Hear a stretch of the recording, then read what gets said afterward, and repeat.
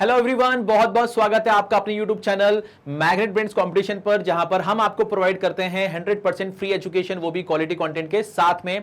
आज से हम आपके प्रिपरेशन को और बेहतर बनाने के लिए लेके आए हैं 40 डेज का क्रैश कोर्स, जिसमें आज हमारा डे 1 है और आज हम एक बहुत ही इंपॉर्टेंट चैप्टर यानी कि बेसिक चैप्टर से शुरुआत कर रहे हैं, जो कि है परसेंटेज। इस चैप्टर से शुरुआत करने का रीजन ये है कि ये अपने आप में तो बहुत इंपॉर्टेंट चैप्टर है ही, बट इसका एप्लीकेशन अर्थमेटिक के दूसरे जो चैप्टर्स हैं, जैसे कि प्रॉफिट लॉस हो गया, SICI हो गया, इसमें आपको देखने को मिलता है। साथ ही साथ बहुत सारे चैप्टर्स के डेटा को परसेंटेज के फॉर्म में रिप्रेजेंट किया जाता है। अगर परसेंटेज अच्छा होगा तो उस डेटा को जो कि आपको प्रोवाइड किया गया है परसेंटेज के फॉर्म में, उसे आप प्रॉपर तरीके से यूज कर पाओगे और बेहतर तरीके से उसका सॉल्यूशन दे पाओगे, कर पाओगे। इसका एप्लीकेशन डेटा इंटरप्रिटेशन में भी आपने देखा होगा और डेटा इंटरप्रिटेशन का एक सवाल आपके पेपर में आता ही है, तो इसलिए परसेंटेज बहुत इंपॉर्टेंट है। आज हम बिल्कुल बेसिक कॉन्सेप्ट से शुरुआत करेंगे, इसके शॉर्टकट्स, शॉर्ट ट्रिक सीखेंगे, वो सारी चीजें सीखेंगे जो कि किसी भी सवाल को करने के लिए जरूरी हैं, और उसके बाद बहुत सारे सवालों के साथ हमने जो कुछ भी सीखा है उसका प्रैक्टिस करेंगे। तो चलिए शुरू करते हैं, और सबसे पहले हम बात करेंगे बेसिक कॉन्सेप्ट के बारे में। परसेंटेज में सबसे इंपॉर्टेंट चीज अगर कुछ है तो वो है परसेंटेज टू फ्रैक्शन कन्वर्जन। ठीक है, तो आप में से बहुत सारे बच्चों को ये परसेंटेज टू फ्रैक्शन कन्वर्जन आता होगा, बट जिनको नहीं आता है उनके लिए मैं आपको पहले ये लिख के बताऊंगा, और इनको किस तरह से बेहतर तरीके से आप इसे याद रख सकते हैं ये भी मैं आपको सिखाने की कोशिश करूंगा। तो चलिए शुरू करते हैं आज के इस सेशन को, और सबसे पहले आपसे हम बात करेंगे किसके बारे में, परसेंटेज टू फ्रैक्शन कन्वर्जन। ठीक है, तो जल्दी से अपना पेपर पेन लेकर तैयार हो जाओ, और आज के सेशन में बहुत मजा आने वाला है। तो चलिए शुरू करते हैं। तो सबसे पहले हम क्या बात कर रहे हैं भैया, परसेंटेज टू फ्रैक्शन कन्वर्जन। ठीक है, परसेंटेज टू फ्रैक्शन कन्वर्जन। ठीक है सर, तो percentage to fraction conversion sir क्या होता है, इसका मतलब क्या होता है, पहले ये समझते हैं। तो सबसे पहले अगर मैं आपसे बोलूं कि सर ये जो आपका 100 है, 100%, परसेंट का मतलब तो मालूम होगा, परसेंट आउट ऑफ 100। अगर किसी भी चीज को हमें 100 में रिप्रेजेंट करना हो, या आउट ऑफ 100 उसकी क्या वैल्यू होगी, इस तरह से अगर हमें रिप्रेजेंट करना हो किसी भी डेटा को, तो हम परसेंटेज के फॉर्म में उसको रिप्रेजेंट करते हैं। ठीक है, तो यहां पर जो 100% होता है, उसमें जो परसेंटेज का जो साइन लगा हुआ उसका क्या मतलब होता है, 1/100। तो अगर ये 100% है, यानी ये 100/100 है, और 100/100 का जो मतलब होता है वो होता है 1। तो ये 100% की क्या हो गई, फ्रैक्शनल वैल्यू हो गई। क्या हो गई, फ्रैक्शनल वैल्यू हो गई। अच्छा सर, तो अगर 100% 1 होता है तो इसका मतलब ये हो गया कि जो 200% होगा वो क्या होगा, 2 होगा, जो 300% होगा वो क्या होगा, आपका 3 होगा। जी हां सर, समझ में आ गया। अब मैं अगर आपसे बोलता हूं कि सर अगर 100% जो है वो आपका 1 है, तो अगर मैं इसका आधा कर दूं तो ये बन जाएगा आपका कितना, 50%। अगर मैं इसका आधा कर दूं तो ये बन जाएगा आपका कितना, 25%। अगर मैं इसका आधा कर दूं तो ये बन जाएगा आपका कितना, 12.5%। और अगर मैं इसका आधा कर दूं तो ये बन जाएगा 6.25%। क्या ये बात समझ में आई, हाँ या ना? कोई दिक्कत, कोई परेशानी किसी भी तरह की नहीं, समझ में आया? ठीक है, अब मैं बात करता हूं सर आपने अगर इधर हाफ किया है तो इधर भी तो हाफ करना पड़ेगा। हाँ, करना पड़ेगा। तो 1 का हाफ कितना हो गया, 1/2। 1/2 का हाफ कितना हो गया, 1/4, फिर 1/8, और फिर 1/16। समझ में आया, क्लियर हो गया? मैं आपको इस तरह से क्यों बता रहा हूं, ताकि आप इसको रिलेट कर पाओ, है ना। अगर आप रिलेट कर पाओगे तो आपको याद करने की जरूरत नहीं, परेशान होने की जरूरत नहीं है, आप अपने आप पेपर में इसको फाइंड आउट कर लोगे मन ही मन में। ठीक है, अच्छा सर, समझ में आ गया, कोई दिक्कत नहीं, कोई परेशानी नहीं। ठीक है सर, अगर हम बात करते हैं सर ये जो 100% होता है, ये आपने अभी बोला कि ये 1 होता है। ठीक है, अगर मैं इसे 3 से डिवाइड कर दूं तो ये क्या बन जाएगा, ये बन जाएगा आपका 100/3%। और 100/3% को हम क्या लिख सकते हैं, हम इसको अगर सॉल्व करेंगे तो मिक्स्ड फ्रैक्शन में क्या लिख सकते हैं, 33 1/3%। और अगर आपने यहां पर 3 से डिवाइड किया था तो इसको भी 3 से डिवाइड करोगे तो ये क्या बन जाएगा, 1/3। तो इसका मतलब ये हो गया कि 1/3 जो है वो फ्रैक्शनल वैल्यू है किसकी, 33 1/3 की। और 33 1/3 को क्या हम 33.33% बोल सकते हैं? हाँ सर, बोल सकते हैं, बोल सकते हैं, बिल्कुल बोल सकते हैं। कोई दिक्कत, कोई परेशानी नहीं? ठीक है सर, अब हम यहां पर इसको अगर रब करते हैं तो यहां पर इसको और कंटिन्यू करके बताता हूं। जैसे अभी मैंने आपको बताया कि जो 100% होता है वो आपका क्या होता है, 1 होता है। तो अगर आपने इसको 3 से डिवाइड किया तो ये क्या बन गया था, 33 1/3%, जिसको हम 33 आप 3% भी बोल सकते हैं। और अगर हम इसको 1 को अगर हम 3 से डिवाइड करेंगे तो ये क्या बन जाएगा 1/3। ठीक है सर। अब अगर हम यहां पर इसका आधा कर दें तो इसका आधा करने पे कितना आएगा 16 2/3%। और इसका आधा करेंगे तो कितना हो जाएगा सर ये 1/6। और अगर आप इसका आधा करोगे तो ये क्या बन जाएगा 16.66%। तो इनमें से कुछ भी अगर आपको दिखाई दे तो इनको एक दूसरे में कन्वर्ट करना आपको आना चाहिए। ठीक है, बात समझ में आ गई? ठीक है सर। अगर मैं इसका आधा कर दूं तो ये कितना हो जाएगा 8 1/3%। और 8 1/3% को हम 8.33% भी बोल सकते हैं। और बेसिकली ये इसका आधा है तो इसका आधा कितना होगा, इसका आधा होगा आपका 1/12। क्या ये बात समझ पा रहे हो? समझ पा रहे हो? ये जो आधा कर रहा हो ना, इसी से आपको ये चीजें याद रहेंगी और आप रिलेट कर पाओगे, कनेक्ट कर पाओगे। बात समझ में आ गई? ठीक है सर।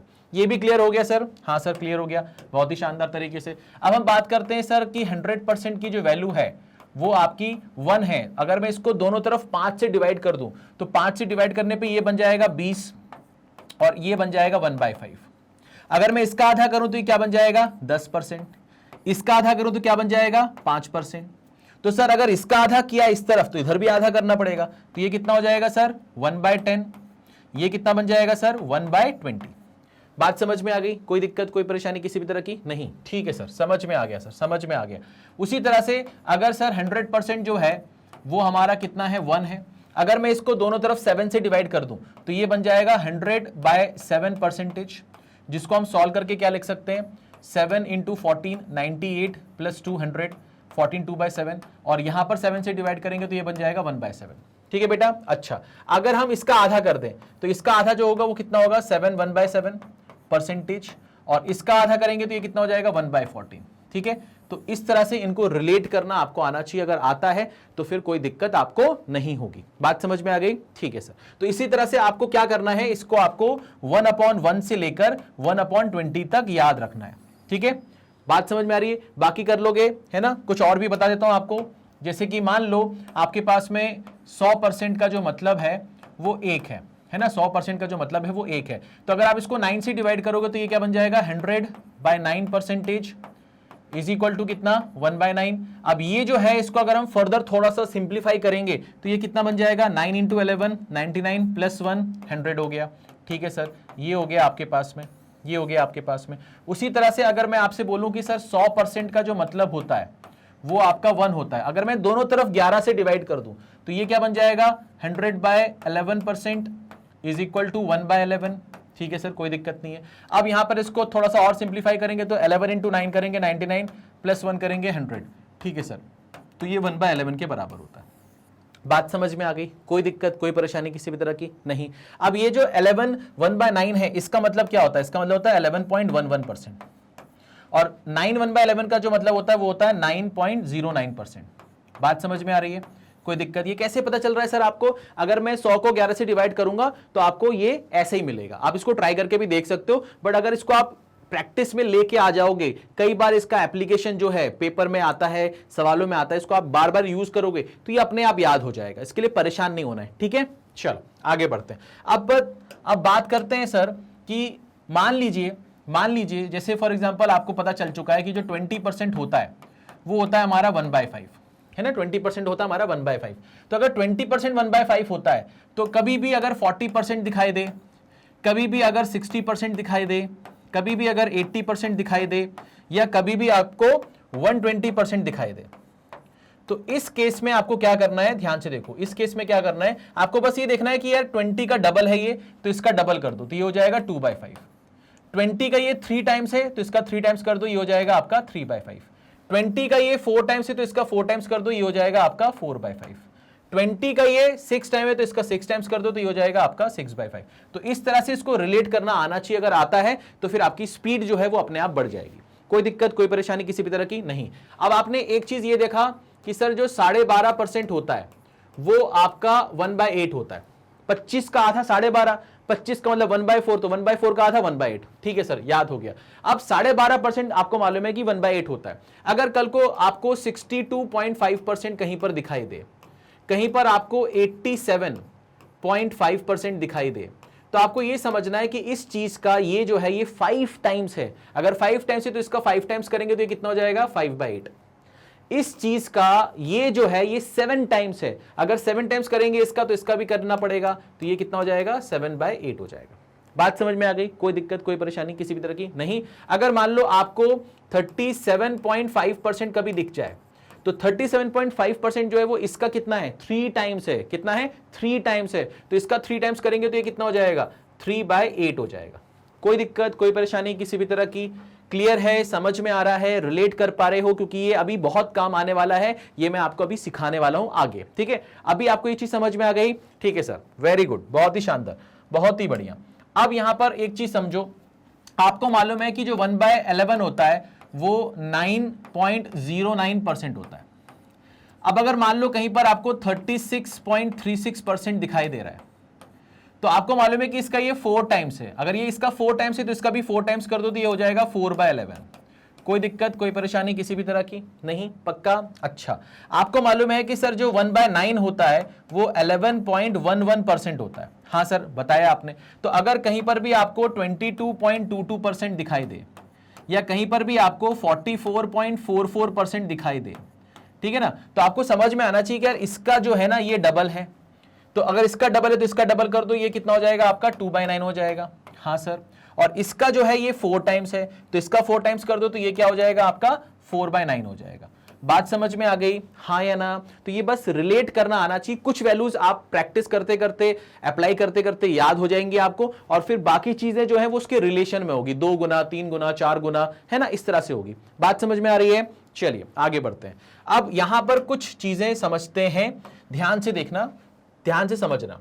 अब मैं अगर आपसे बोलता हूं, ध्यान से समझना, अगर मैं आपसे यहां पर बोलता हूं कि आपके पास में एक नंबर है, ठीक है, आपके पास में एक नंबर है और आपने इस नंबर को क्या किया है 20% से इंक्रीज किया है। 20% से क्या किया है? इंक्रीज किया है। तो बहुत सारे बच्चे क्या करते हैं, वो बोलते हैं कि ये जो नंबर है ना, मान लेते हैं ये 100 है और इस 100 का 20% जो है, 100 का 20%, अब 100 का 20% कितना होता है 20 होता है, तो ये इंक्रीज कर देंगे तो ये बन जाएगा कितना 120। ये कितना बन जाएगा 120। ठीक है, बात समझ में आ गई? तो कुछ बच्चे ऐसे काम करते हैं, वो मान लेते हैं कि जो नंबर है वो 100 है, बट क्या हमेशा नंबर 100 होगा? नहीं, ये तो आपने माना है, एक्चुअल में क्या नंबर 100 है पता नहीं, पता नहीं, वो तो कुछ भी हो सकता है, बट अगर वो 100 होगा तो वो 120 बन जाएगा। ठीक है, बात समझ में आ रही है? ठीक है सर, अब हम इसको और भी तरीके से कर सकते हैं। क्या कर सकते हैं कि हम ये लिख सकते हैं इसी चीज को कि कोई नंबर अगर 100 होगा तो वो क्या बन जाएगा 120 हो जाएगा। तो मतलब ये नंबर जो है ये इनिशियल नंबर है और ये नंबर जो है ये फाइनल नंबर है। तो इनिशियल और फाइनल का अगर हम रेशियो लिखना चाहें, क्योंकि ये रेशियो तो है नहीं, रेशियो क्या होता है जिसको हम सिंप्लीफाइड फॉर्म में लिखते हैं, जिसके बीच में कुछ भी कॉमन नहीं होता। इनके बीच में अगर कुछ भी कॉमन है तो क्या ये रेशियो कहलाएगा? नहीं कहलाएगा। तो अगर हम इसको सॉल्व करेंगे तो यहां पर क्या हो जाएगा 20 से ये जाएगा 5 टाइम्स और 20 से ये जाएगा 6 टाइम्स। तो यानी कि हम ये बोल सकते हैं कि कोई चीज अगर 5 थी तो वो कितनी हो गई 6 हो गई।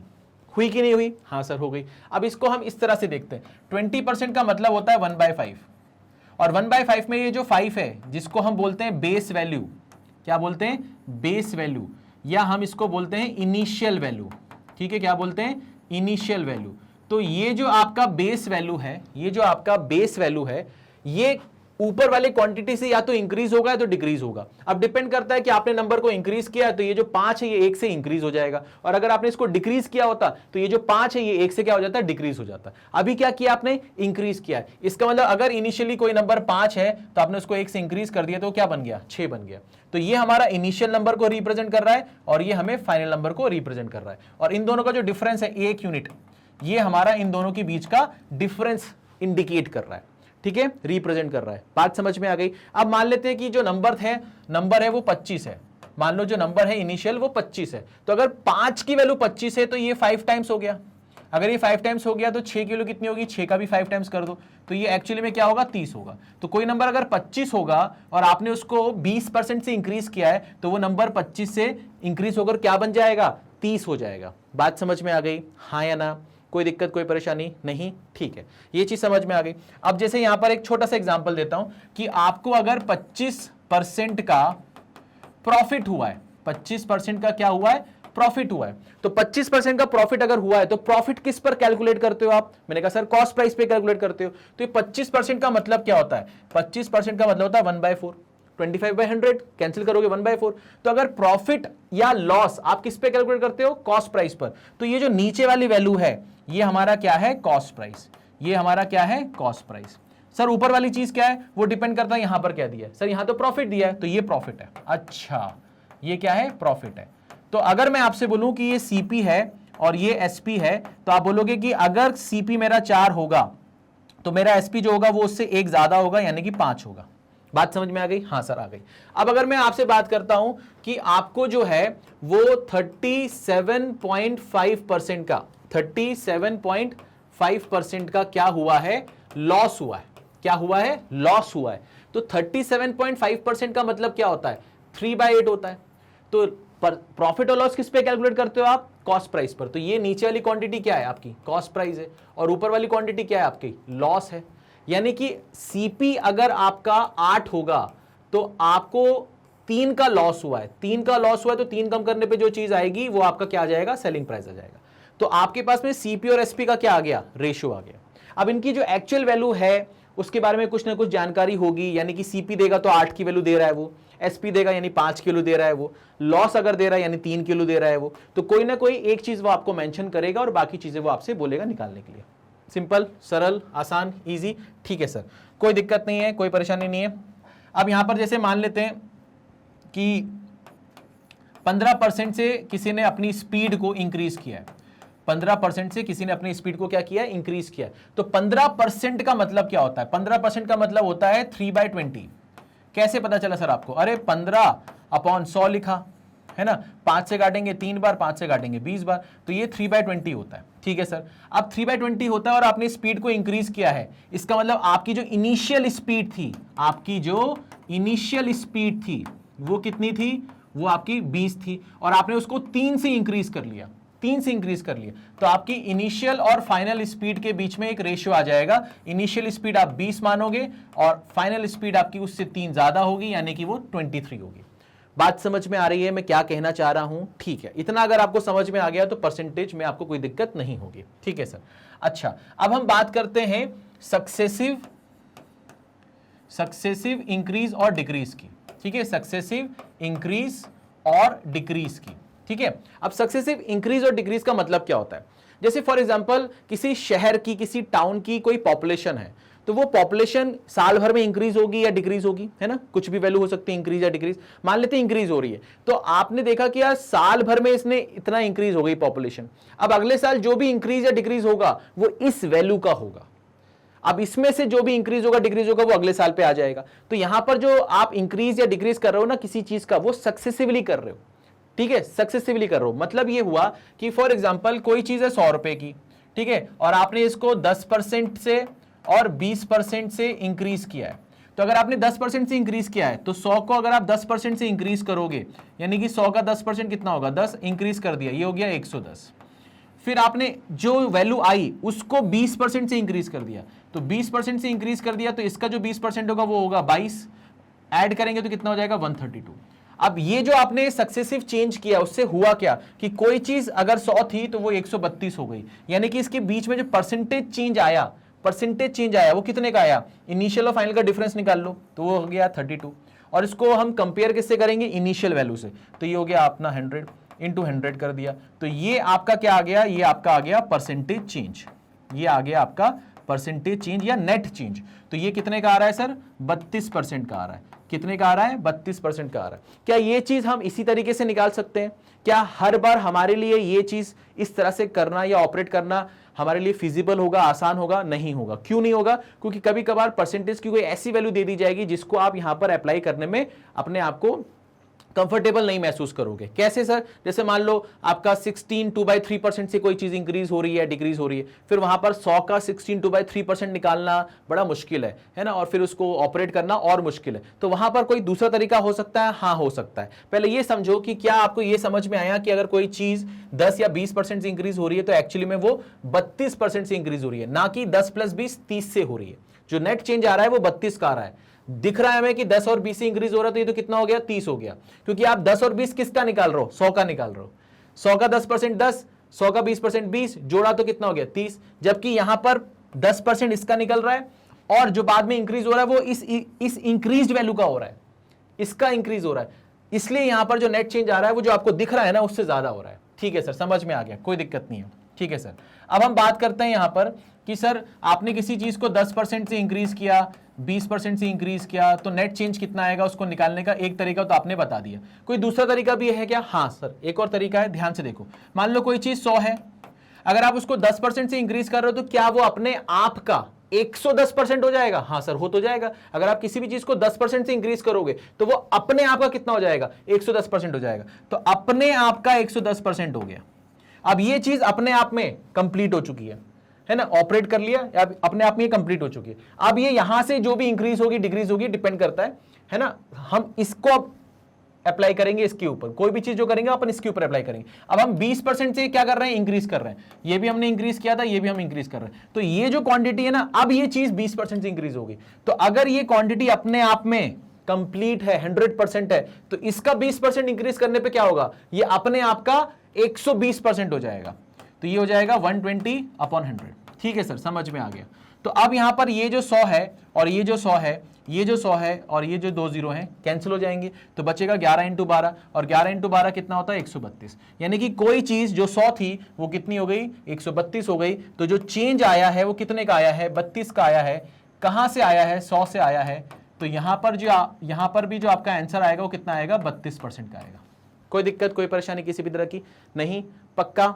पक्का, ठीक है। इसके अलावा भी कोई तरीका है क्या? हाँ सर, तरीका है। कौन सा तरीका है सर? ध्यान से देखो, ये समझ में आ गया, ये समझ में आ गया।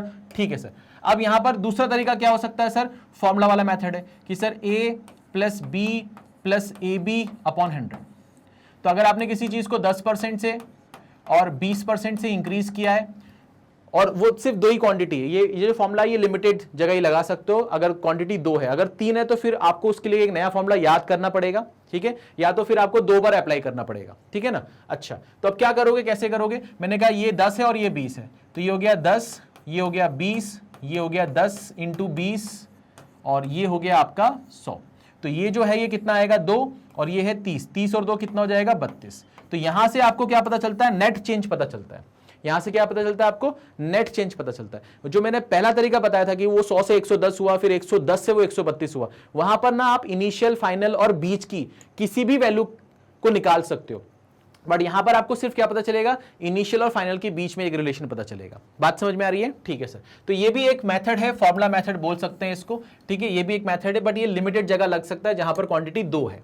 अगर क्वांटिटी यहां पर 3 हो जाए, 10-20 की जगह एक और परसेंटेज से आप इंक्रीज या डिक्रीज कर रहे हो, फिर यहां पर आपको दिक्कत जाएगी। ये फॉर्मूला आप नहीं लगा सकते, या अगर आप लगा रहे हो तो फिर आप इसको ए और बी मानो, फिर इससे जो वैल्यू आ रही है उसको ए, और फिर थर्ड वाले को बी मानो, तो ये बड़ा कम्बरसम हो जाएगा आपके लिए। तो क्या कर सकते हैं? ध्यान से देखो, क्या कर सकते हैं? ध्यान से देखो। अब मैं आपको एक बहुत ही शानदार तरीका बता रहा हूं जो आपको बहुत जगह काम आने वाला है कि सर 10% से और 20% से आपने किसी चीज को इंक्रीज किया है। तो मैंने कहा 10% का मतलब होता है 1/10, और 20% का मतलब होता है आपका 1/5। 1/5 को हम 2/10 भी बोल सकते हैं। हाँ सर, बोल सकते हैं। अब मैं अगर इसके बारे में बात करूं तो इसका मतलब क्या है? आपने 1/10 से किसी चीज को इंक्रीज कर दिया, 10% से इंक्रीज किया मतलब 1/10 से इंक्रीज कर दिया। यानी कि कोई चीज अगर पहले 10 थी तो आपने उसको 1 से इंक्रीज करके क्या बना दिया? 11 बना दिया। तो इसका इफेक्ट देख लिया आपने? हाँ सर, देख लिया। अब इसका इफेक्ट देखते हैं। आपने किसी चीज को 20% से इंक्रीज किया, तो कोई चीज अगर 10 है तो आपने उसको 2 से इंक्रीज कर दिया, तो वो कितना हो जाएगा? 12 हो जाएगा। ठीक है सर, अब आपने इसका चेंज देखा, इसका चेंज देखा, इंडिविजुअल चेंज देख लिया, बट आपका तो सक्सेसिव चेंज आ रहा है, तो आपको यहां पर क्या करना पड़ेगा? मल्टीप्लाई करना पड़ेगा। यहां पर क्या करना पड़ेगा? मल्टीप्लाई करना पड़ेगा। तो ये कितना हो जाएगा? 100, और ये कितना हो जाएगा? 132। यानी कि कोई चीज पहले 100 थी, अब 132 हो गई, तो कितने का चेंज आया? 32 का चेंज आया। कहां से आया? 100 से, इंटू 100। तो क्या ये 32% का आ गया चेंज? हाँ सर, आ गया। तो सर ये भी तो वही रिजल्ट दे रहा है जो अभी तक इसके पहले वाले दे रहे थे, बट ये वाला मेथड बहुत अच्छा है। क्यों? क्योंकि जब आपकी परसेंटेज की वैल्यू थोड़ी सी गड़बड़ आती है तो ये मेथड बहुत काम आता है। सर कैसे आता है? थोड़ा सा एग्जांपल से बताइए। ध्यान से देखो, ध्यान से देखो। मान लो आपके पास में आ गया कि कोई चीज आपने 16 2/3% से क्या किया है? इंक्रीज किया है, और फिर आपने उसको क्या किया है? 20% से इंक्रीज किया है। सक्सेसिव चेंज किए आपने। तो मैंने कहा इसका मतलब क्या होता है? इसका मतलब होता है 1/6, और इसका मतलब होता है 1/5। आपने 1/6 से इंक्रीज किया, यानी कि कोई चीज 6 थी तो आपने उसको 7 बना दिया। आपने 1/5 से इंक्रीज किया, यानी कि कोई चीज 5 थी तो आपने उसको 6 बना दिया। ठीक है।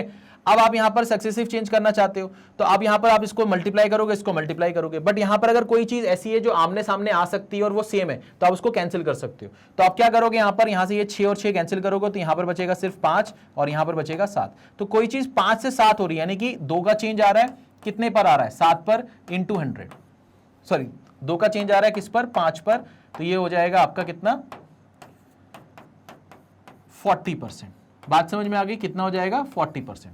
बात समझ में आ गई। अच्छा अब सर यहां पर तो 2%, 2 वैल्यू थी, अगर 3 वैल्यू तो ये लगा सकते हो, हाँ सर लगा सकते हो। कैसे लगा सकते हो, ध्यान से देखो, ध्यान से देखो। मान लो कोई चीज 10%, 20% और 50% से इंक्रीज हो रही है, तो वो जो a plus B plus A B वाला फॉर्मूला था वो तो फेल हो जाएगा यहां पर, है ना। बाकी अगर वो 100 से 110 होगा, फिर 110 से 132 होगा, फिर 132 से फिर इंक्रीज होगा, वो भी कर सकते हो आप। या तो 100 इंटू 110/100 इंटू 120/100 इंटू 150/100 ऐसा भी कर सकते हो। बट ये वाला मेथड जो बताने वाला हूं ये बहुत ही शानदार मेथड है। इसका मतलब है 1/10, इसका मतलब है 2/10 और इसका मतलब है आपका कितना, 1/2।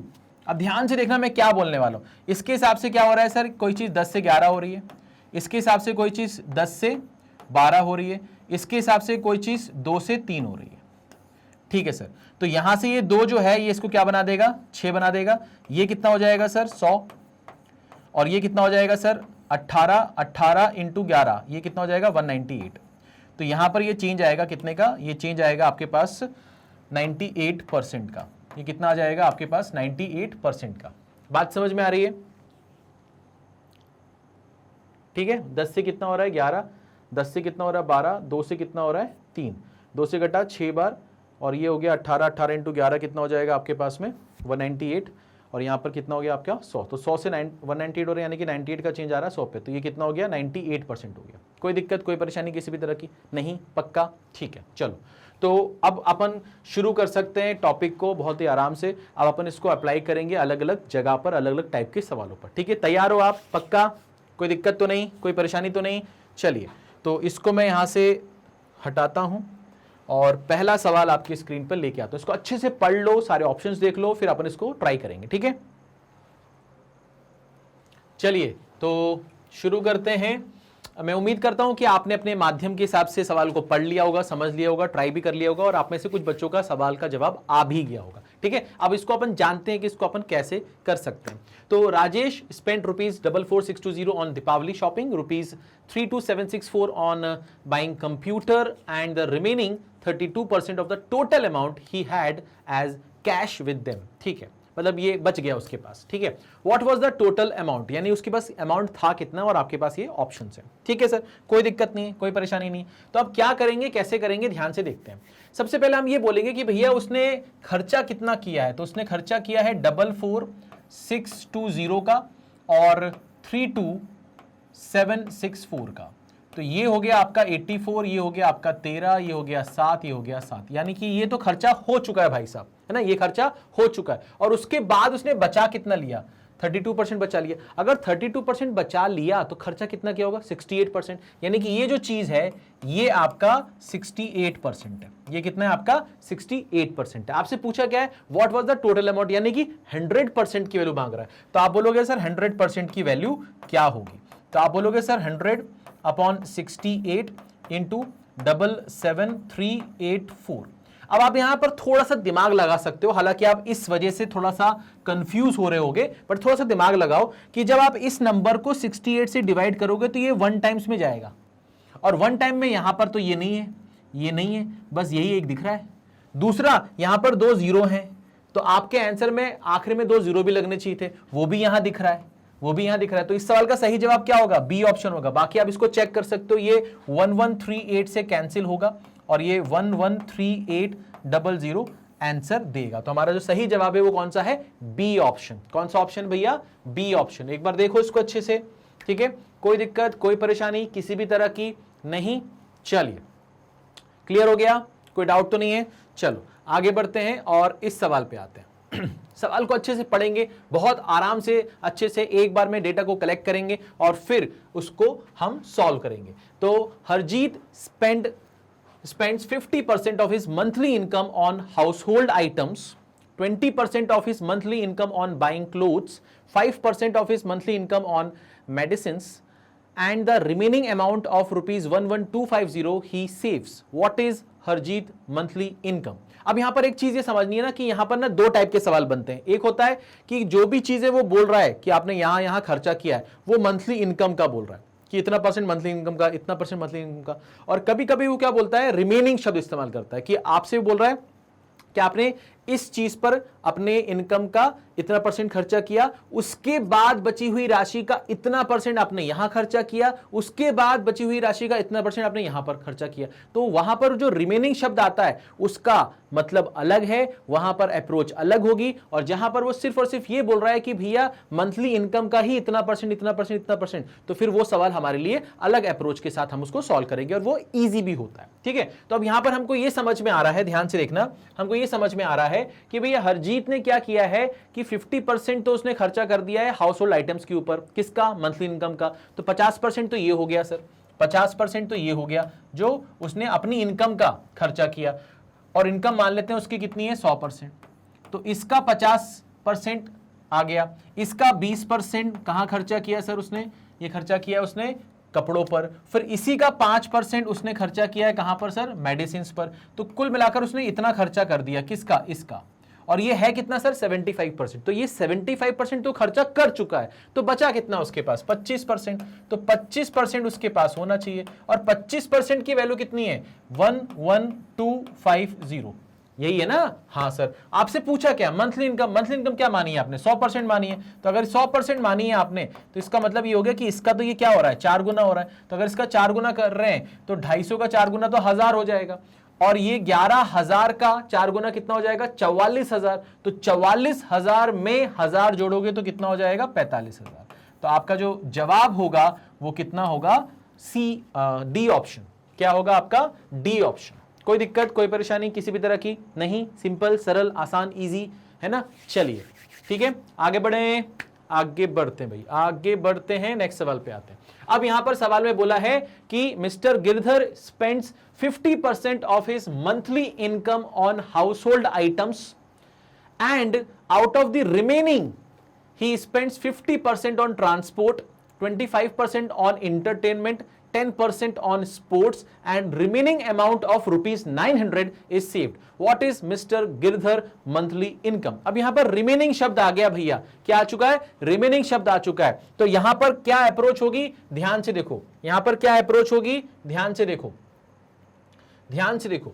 मैंने ये बोला कि भैया इनकी जो टोटल इनकम है, मंथली इनकम है, वो 100% है, ठीक है। और आपने क्या किया है, इसका जो 50% है, इसका जो 50% है वो आपने खर्चा कर दिया है कहां पर, हाउस होल्ड आइटम्स पर, है ना, हाउस होल्ड आइटम्स पर।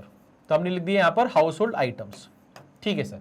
उसके बाद बचा हुआ राशि, बचा हुआ राशि कितना है सर, 50, है ना, बचा हुआ राशि कितना होगा, 50, ठीक है। तो इसका अगर हम इसको यहां पर ऐसे मान ले, मान लो ये 100 है, ठीक है ना, ये मान लो कितना है, 100 है। तो 100 का जो 50% है, 100 का जो 50% है वो कितना हो जाएगा, 50 हो जाएगा, ठीक है।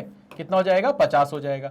अब ये तो चला गया सर, अब जो बचा, अब जो बचा उसी का क्या बोल रहा है, उसी का क्या बोल रहा है। देखो रिमेनिंग शब्द कहां पर इस्तेमाल किया, कितनी बार इस्तेमाल किया, एक बार किया या एक से ज्यादा बार किया। तो उसने बोला है कि भैया and out of the remaining he spend 50% on transport, 25% on entertainment, 10% on sport. यानी कि उसने रिमेनिंग यहां जो बोला है ना उसके बाद फिर कहीं नहीं बोला।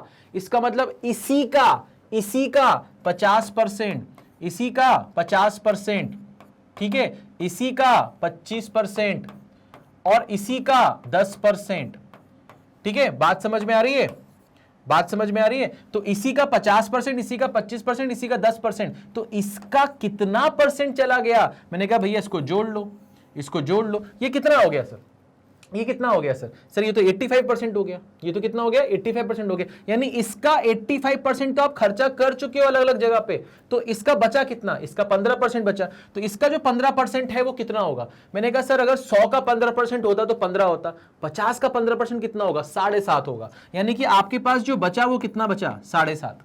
और 7.5 की जो वैल्यू है वो सवाल में कितनी दी गई है, 900 दी गई है।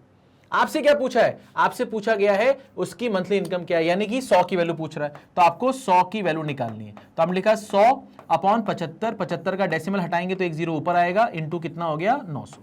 अगर 25 से जाएगा तो 3 बार जाएगा, 25 से जाएगा तो ये 40 बार जाएगा, ठीक है।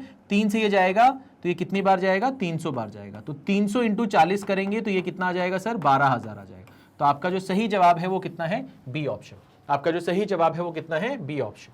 ठीक है भाई, कोई दिक्कत कोई परेशानी। हमने मान लिया कि उसकी जो टोटल मंथली इनकम है वो इतनी है, 50% उसने हाउस होल्ड आइटम में खर्चा कर दिया, जो बचा उसी का 50, उसी का 25, उसी का 10 अलग अलग जगह पे खर्चा किया, यानी कि इसका 85% खर्चा हो चुका है, तो इसका 15% ही बचेगा। इसका 15% 7.5 होता है, 7.5 की वैल्यू 900 दी गई है, 100 की वैल्यू आपसे पूछ रहा था। बहुत ही आसान है जीवन। ठीक है, चलिए आगे बढ़ते हैं, आगे बढ़ते हैं और नेक्स्ट सवाल पे आते हैं। ठीक है, ये क्लियर हो गया। ठीक है, श्रुति decide to donate 12% of her salary to an orphanage. Okay, on the day of donation she changed her mind and donated rupees 3150, which was 75% of what she had decided earlier. How much is Shruti salary? तो एक श्रुति नाम की यहां पर लड़की है जिसने ये डिसाइड किया था कि वो एक अनाथ आश्रम में अपनी सैलरी का, अपनी आय का 12% दान करेगी। ठीक है, बट जिस दिन उसने वो दान किया उसने एक्चुअली में दान किया 3150 रुपीज, जो कि एक्चुअली में उस अमाउंट का जितना कि वो दान करना चाहती थी उसका 75% ही था। तो उसने माइंड चेंज कर लिया किसी भी वजह से। ठीक है, आपसे बोल रहा है कि श्रुति की सैलरी क्या है, मंथली सैलरी क्या है। कैसे करेंगे इस सवाल को, ध्यान से देखो कैसे करेंगे, ध्यान से देखो। मैंने ये बोला कि यार श्रुति की सैलरी मान लेते हैं 100 है, श्रुति की जो सैलरी है वो क्या है, 100 है, और हमें 100 की वैल्यू निकालनी है। ठीक है सर, तो हमने बोला सर इसका जो 12% है ना, 12% है ना, यानी कि 12 वो एक्चुअली में डोनेट करना चाहती थी। ठीक है, उसने मन बनाया था, बट एक्चुअली में उसने किया कितना है, एक्चुअली में उसने इसका जो डोनेट करना चाहती थी उसका कितना किया है, 75%। तो 12 का 75%, अरे 12 का 75% मतलब 3/4, तो ये जाएगा 3 बार, तो ये कितना हो जाएगा, 9। यानी कि उसने एक्चुअली में डोनेट कितना किया है, 9। करना कितना चाहती थी, 12, किया कितना है, 9। अच्छा, और इस 9 की जो वैल्यू है वो कितनी है, वो है 3150। अच्छा, तो 1 यूनिट की वैल्यू यहां से निकाल सकते हैं, हाँ निकाल सकते हैं। ये कितना हो जाएगा सर, 9 3 27, 9 5 40, ये आ गया। तो हमें तो 100 की वैल्यू निकालनी है, तो 100 की वैल्यू निकालनी है, यानी कि 350 के आगे 2 जीरो और लगा देते हैं, तो ये कितना आ जाएगा, 35,000। यानी कि फर्स्ट ऑप्शन हमारा सही जवाब होगा। क्या होगा, फर्स्ट ऑप्शन हमारा सही जवाब होगा। बात समझ में आ रही है, कोई दिक्कत कोई परेशानी? हाँ, आरआरबी पी और क्लर्क में इसी लेवल के सवाल आपको देखने को मिलेंगे, डरने की कोई जरूरत नहीं है। और भी मैं सवाल आपको अभी करवाने वाला हूं, ठीक है, बट लेवल जो है वो इसके आसपास ही रहने वाला है। ठीक है बेटा, कोई दिक्कत कोई परेशानी किसी भी तरह की नहीं? चलिए आगे बढ़ते हैं और इस सवाल का डिस्कशन करते हैं। अब यहां पर सवाल में क्या बोला है, Asha's monthly income is 60% of Deepak monthly income, 120% of Maya's monthly income. What is Maya's monthly income if Deepak's monthly income is rupees 78,000, है ना, 78,000, 78,000 है। तो यहां पर क्या हो रहा है ना कि आशा एक महिला है या लड़की है, उनकी जो मंथली इनकम है वो दीपक की मंथली इनकम का 60% के बराबर है, जबकि माया के मंथली इनकम के 120% के बराबर है। ठीक है सर, अच्छा, मतलब आशा का रिलेशन दीपक और आशा का रिलेशन माया के साथ बताया गया है। ठीक है, what is Maya's monthly income, आपसे पूछा माया की इनकम है, ठीक है, और दीपक की मंथली इनकम आपसे बोल रहा है कि 78,000 है। ठीक है सर, करते हैं कुछ करते हैं। तो हमने ये बोला सर यहां पर कि जो आशा है और फिर आपके पास कौन है, दीपक है, और फिर आपके पास में माया है। ठीक है, अब हमसे ये बोला जा रहा है कि आशा की जो मंथली इनकम है वो दीपक के मंथली इनकम के 60% के बराबर है। 60% का मतलब होता है 3/5। ठीक है सर, तो यहां पर हम ये बोल सकते हैं कि A/D या अपन इसको ऐसे भी लिख सकते हैं, A/D का जो रेशियो है वो 3:5 है। लिख सकते हैं सर? हाँ सर, लिख सकते हैं। तो हमने यहां पर लिख दिया कितना, 3, और यहां पर लिख दिया अपन ने 5। ठीक है सर, कोई दिक्कत नहीं कोई परेशानी नहीं। फिर हमने बोला कि सर यहां पर एक और चीज दी गई है, कि क्या दी गई है कि भैया आशा की जो सैलरी है वो माया की सैलरी का कितना है, 120% है। तो ये 120% हमने यहां पर लिख दी। 120% का मतलब होता है 6/5। ठीक है सर, ये भी समझ में आ गया। तो हम यहाँ पर ये बोल सकते हैं कि A और M का जो रेशियो है वो 6:5 है। ठीक है सर, 6:5 है। ठीक है सर, तो यहाँ पर 6 आएगा तो यहाँ पर क्या आ जाएगा, 5 आ जाएगा। ठीक है सर, ये भी समझ में आ गया। अब हम यहाँ पर क्या कर सकते हैं, ध्यान से देखो, अब हम यहाँ पर क्या कर सकते हैं, ध्यान से देखो, ये हमने यहाँ से हटा दिया। ठीक है, अब जीवन आसान है, अब जीवन यहाँ पर क्या है, आसान है। अब क्या करेंगे सर, ध्यान से देखो, अब क्या करेंगे, ध्यान से देखो। आपने बोला सर यहां पर ना ये जो चीज है, ये जो चीज है और ये जो चीज है ये तो सेम होनी चाहिए। मैंने कहा सेम बना देते हैं, तो इसको 2 से मल्टीप्लाई कर दिया, तो उससे होगा क्या कि ये तो 6 बन जाएगा, ये 10 बन जाएगा और ये 5 रहेगा। ठीक है, तो ये हमारे पास में क्या आ गया, आशा, दीपक और माया की इनकम का रेशियो आ गया। अब हमें किसके बारे में पता है, हमें दीपक के बारे में पता है कि उसकी जो सैलरी है मंथली इनकम वो 78,000 है, यानी कि 10 की वैल्यू मुझे मालूम है कि वो कितनी है, 78,000 है। 78 की मतलब 78,000 है। और आपसे पूछ किसके बारे में रहा है, आपसे पूछ रहा है माया के बारे में, और माया की कितनी है भैया, 5 है। तो अगर 10 की वैल्यू 78 है तो 10 का तो आधा होता है 5, तो 5 यानी कि इसका आधा कर दो, यानी कि 39 की होगी। यानी कि माया की जो मंथली इनकम होगी वो कितनी होगी, 39,000 होगी। पहला ऑप्शन हमारा सही जवाब है। कोई दिक्कत है, कोई परेशानी है, किसी भी तरह की नहीं है। आगे बढ़ते हैं, ठीक है, आगे बढ़ते हैं। चलिए अब यहां पर बात करते हैं। A sum of ₹2236 is divided among A, B and C such that A receives 25% more than C and C receive 25% less than B. What is A's share in the amount? तो यहां पर 3 लोग हैं A, B, C, उनके बीच में आपने 2236 रुपए जो है वो डिवाइड करके उनको दिया है। इस तरह से दिया है कि भैया A को जो है वो C से 25% ज्यादा मिल रहा है, मगर C को जो है वो 25% कम मिल रहा है B के कंपैरिजन में। ठीक है, मतलब A को 25% ज्यादा मिल रहा है C के कंपैरिजन में, और C को 25% कम मिल रहा है B के कंपैरिजन में। आपसे पूछ रहा है कि A का बताओ हिस्सा क्या होगा, टोटल अमाउंट कितना है, 2236 रुपए। ठीक है सर, समझ में आ गया। अब क्या करेंगे, कैसे करेंगे, ध्यान से देखते हैं। तो मैंने यहां पर लिखा सर यहां पर 3 लोग हैं, A है, फिर यहां पर B है और यहां पर C है। तो हमने बोला सर A को कितना रिसीव हो रहा है, A को रिसीव हो रहा है 25% ज्यादा। 25% का मतलब क्या होता है सर, 25% का मतलब होता है 1/4। अब ज्यादा किससे मिल रहा है, C से मिल रहा है, यानी ये जो है ना 4, ये C को रिप्रेजेंट कर रहा है, ये C को रिप्रेजेंट कर रहा है। तो C को कितना मिल रहा है सर, 4 मिल रहा है, और A को कितना मिल रहा है, उससे 1 ज्यादा मिल रहा है, यानी कि ये कितना हो जाएगा सर, 5 हो जाएगा। ठीक है सर, समझ में आ गया। और यहां पर C के बारे में क्या जानकारी है कि C को 25%, इसका मतलब ही 1/4 होता है, बट कम मिल रहा है किससे, B से, यानी कि ये जो है ये B है, जिसके साथ देन लगता है, ये जिसके साथ ऑफ लगता है वो चीज बेस में होती है, नीचे होती है। ठीक है ना, अच्छा, डिनोमिनेटर में होती है। तो यहां पर देन लगा B के साथ, यानी ये B की वैल्यू है, और C की वैल्यू इससे क्या होगी, 1 कम होगी। तो हमने बोला कि यार B की वैल्यू कितनी है, B की वैल्यू 4 है, और C की वैल्यू कितनी है सर, C की वैल्यू इससे आपकी 25% कम है, यानी कि 1 कम है, तो ये कितना हो जाएगा, 3 हो जाएगा। ठीक है सर, कोई दिक्कत नहीं है, कोई परेशानी नहीं। अब हमने देखा सर इन दोनों को तो बराबर करना पड़ेगा, तो इधर वाले में अपन ने 3 मल्टीप्लाई कर दिया और इधर वाले में अपन ने 4 मल्टीप्लाई कर दिया। ठीक है सर, तो अब यहां पर इसको मल्टीप्लाई करेंगे तो ये कितना हो जाएगा सर, 15 हो जाएगा। ठीक है, ये कितना हो जाएगा सर, 16 हो जाएगा, ये कितना हो जाएगा सर, 12 हो जाएगा। ठीक है सर, खत्म हो गया, खत्म हो गया, ABC का रेशियो आ गया। अब हमने ये बोला कि सर इसको इतना मिला, इसको इतना मिला, इसको इतना मिला, तो अगर इनका टोटल कर लें, इनका टोटल कर लें तो 16 और 12 कितना हो गया, 28, 28 और 5 कितना हो गया, 33, 43 हो गया। तो 43 की जो वैल्यू है वो कितनी है आपके पास, 2236। आपसे पूछा क्या है, आपसे पूछा A का शेयर, A का शेयर कितना है सर, 15, यानी कि आपको 15 की वैल्यू मांग रहा है। तो आप बोलोगे सर 15 अपॉन कितना, 43, और ये हो जाएगा 2236, 2236। कोई दिक्कत, कोई परेशानी किसी भी तरह की नहीं। तो इसको आप सॉल्व कर सकते हो, इसको सॉल्व कर सकते हो, कोई दिक्कत तो नहीं होगी आपको। ठीक है, इसको आप सॉल्व कर सकते हो, ये आपका क्या आ जाएगा, आंसर आ जाएगा। ठीक है, एक बार चेक कर लेते हैं। A को 25% ज्यादा मिला था तो इसको 4, तो इसको 5 मिला होगा, ये सही है। 25% इसको कम मिला था, यानी कि B को 4 मिला होगा तो इसको 3 मिला होगा, तो ये 15 और 12 हो गया, और ये 16 और 12 हो गया। ठीक है, यहां तक कोई दिक्कत, यहां तक कोई परेशानी किसी भी तरह की नहीं, नहीं नहीं नहीं नहीं, कोई दिक्कत तो नहीं है। ठीक है, चलो इसका आंसर निकाल लोगे आप। ठीक है, आगे बढ़ते हैं, आगे बढ़ते हैं। अब अपन टाइम बचा रहे हैं। अब यहां पर देखो, Pooja invest 13% of her monthly salary, that is 8554 in Mediclaim policies. Later, she invests 23% of her monthly salary on child education policies. She also invests another 8% of her monthly salary on mutual funds. What is the total annual amount invested by Pooja? अच्छा, उसने कितना invest किया है वो आपसे पूछ रहा है। ठीक है, तो यहां पर पूजा नाम की एक महिला है, लड़की है, और वो अपनी इनकम का 13% जो कि 8554 के बराबर है वो मेडिक्लेम पॉलिसी में लगाती हैं, निवेश करती हैं, और फिर 23% अपनी ही मंथली इनकम का चाइल्ड एजुकेशन पॉलिसी में निवेश करती हैं, और उसके बाद जो 8% है अपनी ही मंथली इनकम का वो म्यूचुअल फंड में निवेश करती है। यानी कि यहाँ पर अपनी ही इनकम का इतना इतना इतना परसेंट है।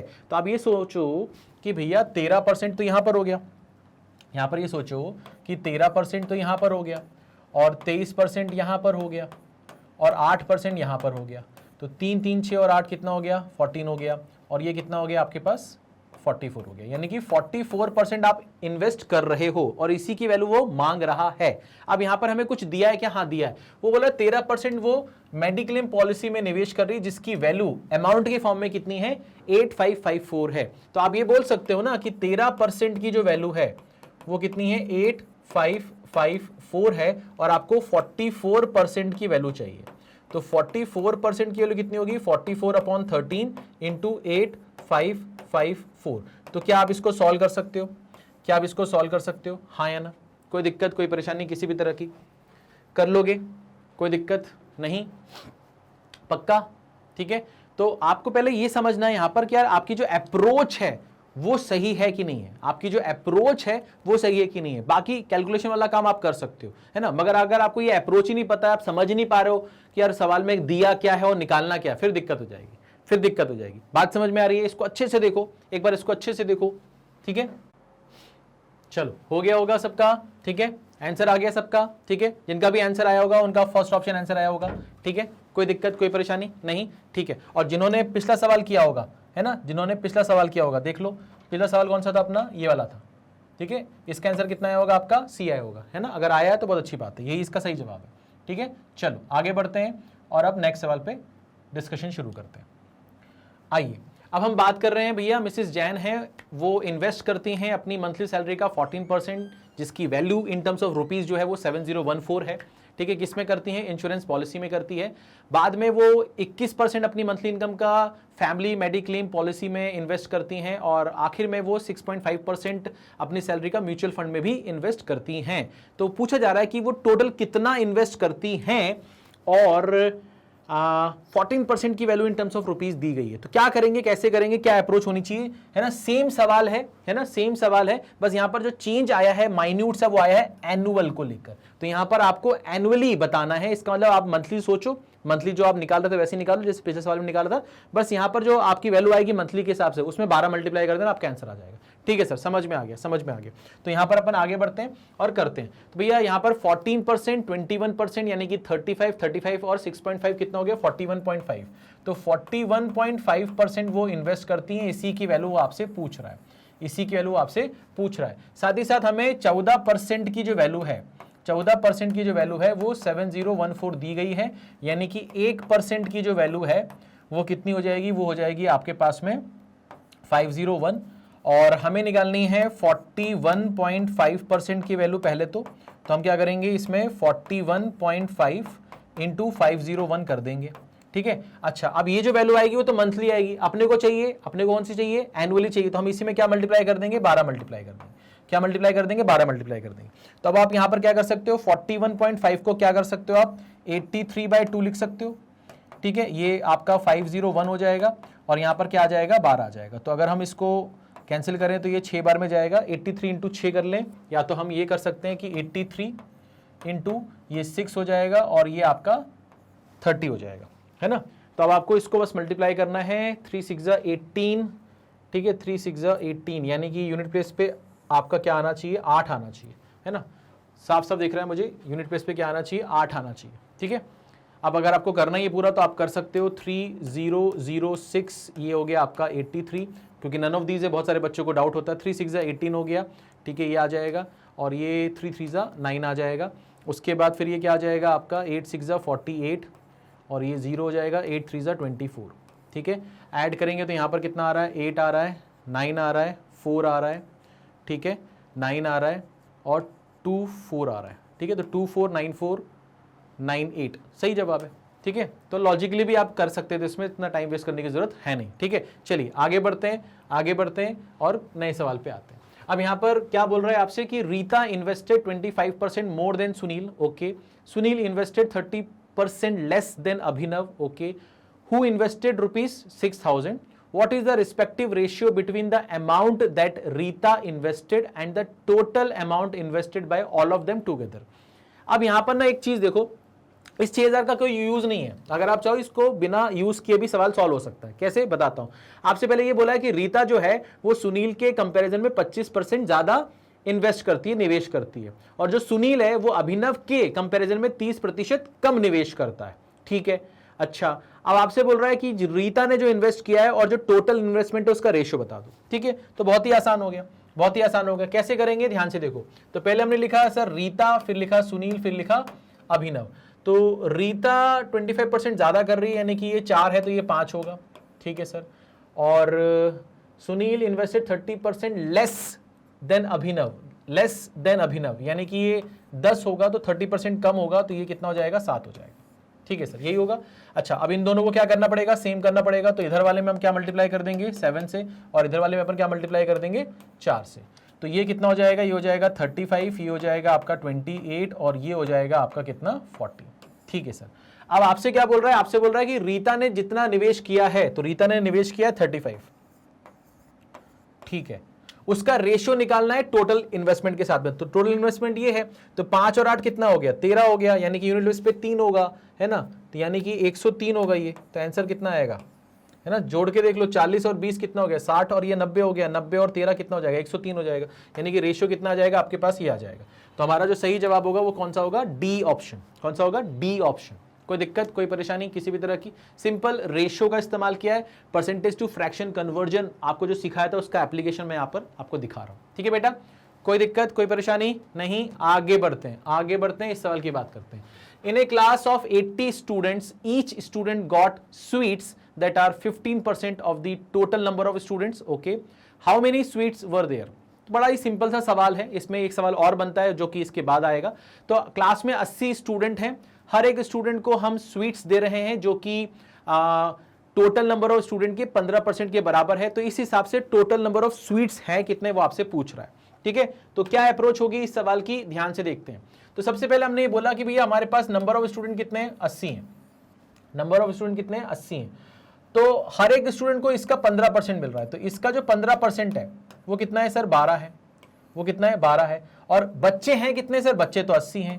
तो हर एक बच्चे को अगर 12 स्वीट्स मिल रहे हैं, तो टोटल नंबर ऑफ बच्चे तो 80 हैं, तो 12 × 80 करेंगे तो कितना आ जाएगा सर, 960 हो जाएगा। तो हमारा जो आंसर है वो क्या हो जाएगा, सी ऑप्शन हो जाएगा। बहुत ही सिंपल, सरल, आसान, ईजी है ना। अब इस समय इस पे हमें व्यतीत नहीं करना चाहिए, आगे बढ़ना चाहिए। ठीक है, चलिए अब यहां पर क्या बोल रहा है, in a class of 50 students and 5 teachers, each student got sweets that are 12% of the total number of students and each teacher got sweets that are 20% of the total number of students. ठीक है, how many sweets were there? कितने sweets हैं, same ही सवाल है, बस यहां पर teacher को भी इंक्लूड कर लिया गया। तो कैसे करेंगे इस सवाल को, ध्यान से देखो। हमने बोला हमारे पास में स्टूडेंट्स हैं, हमारे पास में टीचर हैं। स्टूडेंट कितने हमारे पास, 50 स्टूडेंट हैं। टीचर कितने हमारे पास, 5 टीचर हैं। ठीक है, जो भी स्वीट्स हम दे रहे हैं, जितना भी परसेंटेज वो बोला है, 12% और 20%, वो टोटल नंबर ऑफ स्टूडेंट का ही बोला है। तो 12% टोटल नंबर ऑफ स्टूडेंट का, तो टोटल नंबर ऑफ स्टूडेंट तो 50 है, तो 50 का 12% कितना होगा, 50 का 12% होगा सर हमारे पास 6 हो जाएगा, है ना। 50 × 12 करेंगे, 600/100, 6 आ जाएगा। ठीक है, यानी कि हर एक बच्चे को हम 6 स्वीट दे रहे हैं। हाँ सर, और 50 बच्चे हैं तो कितनी स्वीट दे दिए होंगे हमने, यहाँ पर 300 स्वीट्स दे दिए होंगे। ठीक है सर, समझ में आ गया। हर एक टीचर को जो स्वीट दे रहे हैं वो 20% of total number of student है। तो टोटल नंबर ऑफ स्टूडेंट तो 50 है, तो 50 का 10% 5 होता है, तो 20% कितना होगा, 10 होगा। ठीक है सर, तो हर एक टीचर को 10 स्वीट्स दे रहे हैं, 5 टीचर ने, तो कितने स्वीट दे दिए हमने, 50 दे दिए। जोड़ेंगे कितना जाएगा सर, 350। कितना जाएगा, 350। तो हमारा आंसर जो होगा इस सवाल का वो क्या होगा, डी ऑप्शन होगा। बहुत ही सिंपल सवाल। ठीक है बेटा, आगे बढ़े, कोई दिक्कत, कोई परेशानी किसी भी तरह की नहीं। चलिए आगे बढ़ते हैं और नेक्स्ट सवाल को डिस्कस करते हैं। A candidate appearing for an examination has to secure 35% marks to pass, but he secured only 40 marks and failed by 30 marks. What would be the maximum marks of the test. तो बड़ा ही आसान सा सवाल है ना, बहुत ही आसान सा सवाल है। ठीक है, कैसे करेंगे, ध्यान से देखिए। यहां पर बोल रहा है कि भैया पास होने के लिए आपको 35% अंक चाहिए होंगे, है ना। टोटल मार्क्स का 35% अगर आपको मिल गया तो आप पास हो गए। अब एक बच्चे को 40 नंबर मिले, बट वो तो फेल हो गया। कितने से फेल हो गया, 30 से फेल हो गया। इसका मतलब उसको 30 दे दो, पास हो जाएगा। मैंने कहा उसको 30 दे देंगे तो 40 + 30 कितना हो जाएगा, 70 हो जाएगा। यानी कि 70 मार्क मिल गए तो पास हो जाओगे, हाँ पास हो जाओगे, बट उधर बोल रहा है कि 35% मार्क मिल गए तो पास हो जाओगे, यानी कि 35% की जो वैल्यू है वो कितनी है, 70 है, यानी कि ये तो इसका दुगना है, ये तो इसका क्या है, दुगना है। तो अगर 100% जो है वो हमारा मैक्सिमम है, तो इसका जो दुगना होगा वो कितना हो जाएगा, 200 हो जाएगा, वो कितना हो जाएगा, 200 हो जाएगा। तो ये हमारा सी ऑप्शन इस सवाल का सही जवाब होगा। ठीक है बेटा, कोई दिक्कत, बहुत ही आसान सवाल है, ठीक है, क्या कर सकते हैं, अब है ही सवाल ऐसे तो, ठीक है। चलिए आगे बढ़ते हैं, अब बात करते हैं इसकी। Raja got 76% marks and Seema got 480 marks in a test. तो राजा को जो मार्क्स मिले हैं वो परसेंटेज के फॉर्म में बता रहा है, और सीमा को जो मार्क्स मिले हैं वो वैल्यू के फॉर्म में बता रहा है, ठीक है। The maximum marks of the test is equal to the marks obtained by Raja and Seema together. जो मैक्सिमम मार्क्स है टेस्ट का, जिस टेस्ट में इसको 76% मिले हैं राजा को और सीमा को 480 मार्क्स मिले हैं, जो उसका मैक्सिमम मार्क्स है वो इन दोनों को मिले हुए अंकों का टोटल है, ठीक है। How many marks did Raja score in the test. तो राजा को कितना स्कोर मिला ये आपसे पूछ रहा है। तो कैसे करेंगे इस सवाल को, ध्यान से देखते हैं, कैसे करेंगे ध्यान से देखते हैं। मान लेते हैं कि यहां पर टोटल जो मार्क्स है वो 100 है, टोटल जो मार्क्स है वो 100 है, या अपन मान लेते हैं 100x है, ठीक है। तो इसका 76% किसको मिला है सर, राजा को मिला है। तो इसका जो 76% है वो राजा को मिला है, यानी कि उसको मिला होगा 76x। और उसके बाद सीमा को कितना मिला सर, सीमा को 480 नंबर मिला। तो ये एक्चुअल वैल्यू जो है उसको मिली है, वो बता दिया आपको। और इन दोनों को जो मिला है वो मैक्सिमम मार्क्स के बराबर है, यानी कि 100x के बराबर है, ठीक है सर। तो यहां से ये चीज इसके पास जाएगी, तो ये कितना हो जाएगा सर, 24x हो जाएगा। और 24x की वैल्यू जो है वो कितनी है आपके पास में, 480 है। तो x की जो वैल्यू है वो कितनी हो जाएगी, x की वैल्यू हो जाएगी आपके पास में 20, ठीक है। x की वैल्यू कितनी हो जाएगी आपके पास 20। अब आपसे क्या पूछ रहा है, आपसे पूछ रहा है how many marks did Raja score in the test. तो राजा को कितना मिला सर, 76x मिला था। तो 76x की वैल्यू कितनी होगी आपकी, 76 इंटू 20, ठीक है। तो 76 का डबल कर दो, 76 का डबल कितना होगा, 140 है ना, और 12, तो 140 और 12 152, और एक जीरो लगा दो 1520। तो 1520 ये रहा आपके सवाल का सही जवाब, ठीक है। कोई दिक्कत, कोई परेशानी किसी भी तरह की नहीं, सिंपल सरल आसान, ठीक है। चलिए आगे बढ़ते हैं, इस सवाल की बात करते हैं। अब ये सवाल क्या बोल रहा है आपसे, in a test consisting of 150 questions, Rita answered 40% of the first 75 question correctly. What percent of the other 75 question does she need to answer correctly for her grade on the entire exam to be 60%? तो भैया आपके पास में ना 150 question आपको पूछे गए हैं। उस 150 क्वेश्चन में हुआ क्या है कि रीता ने जो पहले 75 सवाल थे उसके 40% सही जवाब दिए हैं। बाकी के 75 सवालों का कितना प्रतिशत सही जवाब दे दे जिससे कि उसका ओवरऑल 60% हो जाए, ठीक है। तो यहां पर हम क्या कर सकते हैं, ध्यान से देखते हैं। यहां पर हम एक एलिगेशन वाला मेथड भी यूज कर सकते हैं, मैं वो भी बताता हूं, और एक नॉर्मल मेथड बताता हूं अगर आपको एलिगेशन नहीं आता तो। आप समझते हैं इसको कि भैया आपने 40% सही जवाब दिए हैं पहले 75 सवालों के, है ना, पहले 75 सवालों में से 40% आपने सही जवाब दिए, और बाकी 75 सवालों के आपने x% सही जवाब दिए होंगे, और इस वजह से आपका ओवरऑल 60% आ गया होगा, यही बोला गया, ठीक है सर। अब यहां पर ये जो दो चीजें हैं इसका जो रेशियो जो होगा वो 1:1 हो जाएगा। वो कितना हो जाएगा, 1:1 हो जाएगा। अब आपको क्या करना है, ध्यान से देखो, अब आप इन दोनों को मल्टीप्लाई कर दो तो ये कितना हो जाएगा सर, 40%, और आप इन दोनों को मल्टीप्लाई कर दो तो ये कितना हो जाएगा सर, x%, और इज इक्वल टू ये कितना आ जाएगा सर आपका 60%, है ना। बट यहां पर होता क्या है, जब इन दोनों को मल्टीप्लाई करते हैं तो हम डिवाइड भी करते हैं। डिवाइड किससे करते हैं, इन दोनों के टोटल से। तो इन दोनों का जो टोटल है वो कितना है, 2 है, और यहां पर जो आएगा वो कितना आएगा आपका 60, यहां पर जो आएगा वो कितना आ जाएगा 60, ठीक है। अब यहां पर अगर हम बात करें तो ये कितना हो जाएगा सर 120, और 120 में से 40 जाएगा तो कितना बचेगा 80, यानी कि x की जो वैल्यू है वो कितनी है 80, यानी कि बाकी 75 सवाल जो बचे थे उसमें 80% अगर उसने सही जवाब दे दिए तो उसका ओवरऑल 60% बन जाएगा। तो इस सवाल का जो सही जवाब था वो कितना था, 80 था। अब आपको अगर एलिगेशन नहीं आता, आपको समझ में नहीं आया कि ये क्या किया नहीं समझ में आया, तो कोई बात नहीं, आप ऐसे करो, अब ये करो कि सर पहले जो 75 क्वेश्चन है ना उसके आपने कितने दे दिए सही जवाब, 40%, ठीक है सर। और बाकी जो आपके 75 सवाल हैं उसका आप दोगे x%, और इस तरह से आपका जो ओवरऑल 150 सवाल हैं उसका आपका कितना हो जाएगा सर 60%, कितना हो जाएगा 60%। हो जाएगा? हाँ सर हो तो जाएगा, बिल्कुल हो जाएगा, कोई दिक्कत नहीं है, कोई परेशानी नहीं है। अब मैंने क्या किया, इसमें से 2 इसको दे दिया, तो 2 इसको दूंगा तो ये कितना हो जाएगा सर 75, और यहां पर कितना हो जाएगा 120% हो जाएगा। अच्छा, अब मैं इस चीज को अगर मैं इसके पास ले जाऊं तो ये क्या है 75 इंटू 40% और वो है 75 इंटू 120%। तो जो डिफरेंस आएगा इसका और इसका, जो डिफरेंस आएगा वो कितना आएगा 75 इंटू 80%, 75 इंटू 80% आएगा। और जब ये उधर जाएगा तो ये बराबर किसके होगा, ये बराबर होगा x% ऑफ 75 के। तो यहां से 75 कैंसिल होगा तो x की जो वैल्यू आएगी वो कितनी आएगी 80 आ जाएगी। यानी कि बाकी बचे हुए सवालों का 80% अगर आपने सही दे दिया तो आपका ओवरऑल क्या बन जाएगा 60% बन जाएगा। तो आप इसको इस तरह से भी कर सकते हो, बाकी वो मेथड ज्यादा बेटर है, ठीक है, और मन में भी कर सकते हो अगर आपकी प्रैक्टिस बहुत अच्छी है तो। ठीक है बेटा, चलिए आगे बढ़ते हैं, नेक्स्ट सवाल पे आते हैं। अब यहां पर क्या बोल रहा है, in an election between 2 candidates, okay, one got 52% of the total valid vote. जो जीता है उसको वैलिड वोट के, टोटल वैलिड वोट के 52% मिले हैं। 25% of the total votes were invalid. Total vote का 25% इनवैलिड हो गया था। The total number of votes were 8400। Total number of votes जो है वो 8400 है। How many valid votes did the other person get. तो दूसरे व्यक्ति को कितने वोट्स मिले ये आपसे पूछ रहा है। क्या कर सकते हैं, कैसे कर सकते हैं, ध्यान से देखो। आपने बोला sir total number of votes जो है वो 8400 हैं, इतने वोट डाले गए थे, इसमें से 25% तो आपके इनवैलिड हो गए, तो इसका 75% जो है, इसका 75% यानी कि 3/4 क्या हो गया, वैलिड हो गया। हाँ सर ठीक है, कोई दिक्कत नहीं। अब ये जो वैलिड वोट है इसका अगर इसको 52 मिला है, इसका अगर इसको 52 मिला है जीतने वाले को, तो हारने वाले को क्या मिला होगा, इसका 48%, क्योंकि ये अपने आप में 100% है। तो इसका 52 अगर जीतने वालों को मिल गया तो इसका बचा कितना 48%, वो हारने वालों को मिल गया। ठीक है, तो इसका 48% किसको मिलेगा, अपना हारने वाले को, वही आपसे पूछ रहा है। ठीक है, अब क्या कर सकते हैं, ध्यान से देखो, यहां से ये 2 0 जो सबसे कठिन काम है वो पहले कर लिया।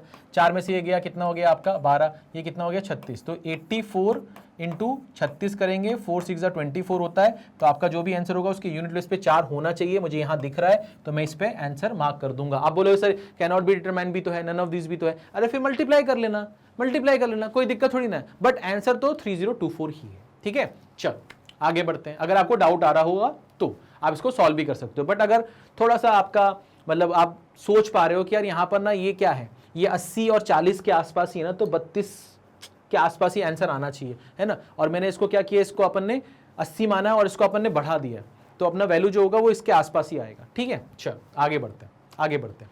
अब बात करते हैं इस सवाल की। सवाल में क्या बोलते हैं भैया, in a library 32% of books are in Hindi, 25% of remaining are in English, 40% of remaining are in French, and 3060 books are in other languages. Okay, how many books are there in library? Library में कितनी किताबें आपसे पूछ रहा है। आपको बोला गया कि लाइब्रेरी में जितनी भी किताबें हैं उसका 32% जो है वो हिंदी में है। अब जो बच गई उसका 25% जो है वो अंग्रेजी में है। अब जो बच गई उसका 40% जो है वो फ्रेंच में है। और इसके बावजूद अब 3060 किताबें बच रही हैं जो कि अन्य भाषाओं में है। आपसे पूछ रहा है लाइब्रेरी में कितनी बुक है। कैसे करेंगे इस सवाल को, ध्यान से देखो, कैसे करेंगे, ध्यान से देखो। मैंने मान लिया कि मेरे पास लाइब्रेरी में 100 बुक्स हैं, तो इस 100 बुक्स का मैंने क्या किया 32% निकाला। 32% इसका कितना होगा 32। ये 32 किताबें किसकी हैं, हिंदी की हैं, हटा दी मैंने। अब इसको हटाने के बाद मेरे पास बच गई 68 बुक्स। इस 68 बुक्स का मैंने क्या बोला 25%, इसका 25% यानी कि 1/4 यानी कि 17 ये अंग्रेजी माध्यम की हैं। ठीक है, इसको भी हटा दिया, तो अब आपके पास बचेगा कितना 51 का इसके बाद क्या बोल रहा है 40%, है ना 40%। तो इसका 40% हमने निकाला, इसका 40% जो होगा वो कितना होगा आपका 20.4। तो 51 में से 20.4 जाएगा तो यहां पर आ जाएगा आपके पास कितना 30.6। ठीक है सर। अब ये आपकी ये जो किताबें बची हैं ये अन्य भाषाओं की बची हैं, है ना, हिंदी हो गई, इंग्लिश हो गई, फ्रेंच हो गई, है ना, ये सब हटा दी हमने। इसका जो बची है अन्य भाषाओं की बची, और इसकी जो वैल्यू है सवाल में वो कितनी है 3060। साफ साफ दिख रहा है कि इसका 100 गुना करने पे ही आएगा। अगर इसका 100 गुना करने पे आएगा तो इसका भी 100 गुना कर दो। अगर इसका 100 गुना करोगे तो ये कितना हो जाएगा सर आपका, ये हो जाएगा आपका 10,000। यानी कि लाइब्रेरी में कितनी किताबें हैं 10,000 किताबें हैं। तो इस सवाल का सही जवाब कितना होगा, ए ऑप्शन होगा। ठीक है, सिंपल, सरल, आसान, इजी, मजा आ रहा है। ठीक है, कोई दिक्कत, कोई परेशानी किसी भी तरह की नहीं, है ना। परसेंटेज डिक्रीज करते जा रहे हैं अपन धीरे धीरे। ठीक है, चल आगे बढ़ते हैं, इस सवाल को डिस्कस करते हैं। सवाल में क्या है, 3 times a number is 20% more than twice of another number when increased by 105. If twice the first number is increased by 36 is 20% less than 3 times of the second number, then what is the first number? बड़ा अच्छा सवाल है, कैसे करेंगे ध्यान से देखते हैं, ध्यान से देखते हैं। यहां पर क्या बोल रहा है कि भैया आपके पास में 2 नंबर है, आपके पास में 2 नंबर ए और बी, आपसे 3 times ए नंबर, इसका 3 गुना कर दिया, इस 20% मोर देन, 20% मोर है, 20% मोर है यानी कि कितना हो जाएगा, किसी चीज का 20% आप ज्यादा हो तो कितना हो जाएगा 120%, तो ये हो जाएगा आपका 120% ऑफ समथिंग। ठीक है, तो क्या बोल रहा है, 3 times A number is 20% more than twice of another number, तो जो अनदर नंबर है उसका ट्वाइस किया। ठीक है, व्हेन इंक्रीज बाय 105, जब इसको हम 105 से इंक्रीज करते हैं तो यहां पर एक रिलेशन बन गया, यहां पर एक रिलेशन बन गया। ठीक है, तो मैंने इसको थोड़ा सा करीब कर दिया, इनके बीच की दूरी को मैंने मिटा दिया। अब मुझे मालूम है कि सर ये जो है ये आपका 6 है और ये जो है ये आपका 5 है, और 3 से ये जाएगा कितनी बार, 2 बार, 5 इधर आएगा तो ये बनेगा आपका कितना 5 है। ठीक है सर, और 2 उधर मल्टीप्लाई होगा तो ये कितना हो जाएगा आपका 4b और प्लस 210, तो यहां से आपको मिलेगा क्या, आपको मिलेगा 5a minus 4b is equal to 210, तो ये आपके पास में एक इक्वेशन आ गई। ठीक है, तो इस चीज को मैं यहां पर लिख देता हूं, कितना 5a minus 4b is equal to कितना 210, ये फर्स्ट इक्वेशन आ गई। ठीक है, कोई दिक्कत कोई परेशानी किसी भी तरह की, 2 नंबर थे, पहले का 3 गुना किया। ठीक है, वो 120 या 20% अधिक है, 120% हो जाएगा या 20% अधिक है किसका, दूसरे नंबर का, जब दूसरे नंबर के ट्वाइस को 105 से इंक्रीज करते हैं। तो ये कंडीशन को बहुत अच्छे से ध्यान से पढ़ना है। ठीक है सर, ये चीज समझ में आ गई। अब क्या करते हैं, इसको हटाते हैं यहां से, अब इसको हटाते हैं यहां पर, अब दूसरा जो कंडीशन दिया उसको अप्लाई करते हैं। ध्यान से देखना, ध्यान से देखना। अब मैंने बोला सर नंबर तो ए और बी है ना, नंबर तो ए और बी है। अब आपसे क्या बोल रहा है, if twice of the first number, इसका ट्वाइस किया, twice of the first number increase by 36, इसको 36 से इंक्रीज किया, इस 20% लेस देन, 20% लेस हो गया यानी कि 80% हो गया। ठीक है, 80% हो गया। ठीक है, less than 3 times of the second number, 3 times of second number, second number का 3 times कर दिया। ठीक है सर, समझ में आ गया। तो अभी हम यहां पर क्या कर सकते हैं, 20 से ये जाएगा 4 times, 20 से जाएगा ये 5 times, यहां से 2 कॉमन अगर निकाल दें तो ये बनेगा a प्लस 18 है ना, और 2 से इसको कैंसिल कर दें तो ये बनेगा 2/5 इंटू कितना 3b। अब यहां पर क्रॉस मल्टीप्लाई करें तो ये क्या बनेगा 5a और प्लस 90 इज इक्वल टू ये बनेगा 6b। तो अगर इसको मैं थोड़ा सा और सिंपल भाषा में लिखने की कोशिश करूं तो मैं लिख सकता हूं 5a माइनस 6b और 90 को उधर भेज दिया तो ये हो जाएगा माइनस का 90 और ये आ जाएगा आपका सेकंड इक्वेशन। अब इन दोनों इक्वेशन को अपने को सॉल्व करना है, तो अगर मैं इन दोनों को सब्ट्रैक्ट कर दूं तो ये 5a वाला पार्ट चला जाएगा, हाँ चला जाएगा, इसको सब्ट्रैक्ट करेंगे तो यहां से आ जाएगा आपके पास 2b और ये आ जाएगा आपके पास में कितना 300, तो b की वैल्यू क्या आ जाएगी आपके पास 150। अगर b की वैल्यू 150 है तो क्या हमें b निकालना था, नहीं, हमें फर्स्ट नंबर निकालना था, यानी कि हमें a निकालना था। तो हम यहां पर पुट करते हैं, तो हमने b की वैल्यू 150 पुट की तो ये कितना हो जाएगा सर 600, माइनस का 600 उधर जाएगा तो कितना हो जाएगा सर 810। 810 किसके बराबर है सर 5a के, तो a की वैल्यू कितनी आएगी 162, यानी कि जो फर्स्ट नंबर है वो 162 है, यानी कि पहला ऑप्शन आपका सही जवाब है, पहला ऑप्शन आपका सही जवाब है। ठीक है, थोड़ा सा अच्छा सवाल था, थोड़ा सा टाइम लगेगा आपको। ठीक है, इसके और भी शॉर्टकट्स हैं बट बहुत सारे बच्चों को वो चीज़ें समझ में नहीं आएंगी। अभी थोड़ा सा आखिरी मोमेंट चल रहा है, तो जो चीज़ें आपको ईजिली समझ में आ जाए, आप ईजिली कंज्यूम कर लो, वो मैं आपको बता रहा हूँ। ठीक है, कोई दिक्कत कोई परेशानी नहीं, चलिए क्लियर है भैया, कोई दिक्कत तो नहीं है, समझ में आ रहा है, मज़ा आ रहा है। ठीक है भाई, इसको सॉल्व करते हैं। अब यहाँ पर क्या बोल रहा है, if first number is 8.33% less than third number and the ratio of second and third number is 15:16, then average of first and third number is how much % more or less than second number। तो यानी यहां पर कुल मिलाकर 3 numbers हैं आपके पास। ठीक है, पहला नंबर जो है वो तीसरे नंबर से 8.33% कम है, इसका मतलब क्या है, इसका मतलब है 1/12 कम है। ठीक है, और फिर आपसे बोल रहा है सेकेंड और थर्ड नंबर का जो रेशियो है वो 15:16 है। ठीक है, अब आपसे बोल रहा है कि पहले और तीसरे नंबर का जो एवरेज है ना, पहले और तीसरे नंबर का जो एवरेज है वो दूसरे नंबर से कितने प्रतिशत ज्यादा या कम है। ठीक है, तो अब क्या करना है, कैसे करना है, ध्यान से देखो। ठीक है, क्या करना है, कैसे करना है, ध्यान से देखो। तो मैंने बोला सर यहां पर आपके पास 3 नंबर हैं, तो पहले तो वो लिख लेते हैं। ठीक है सर, वो लिख लिया।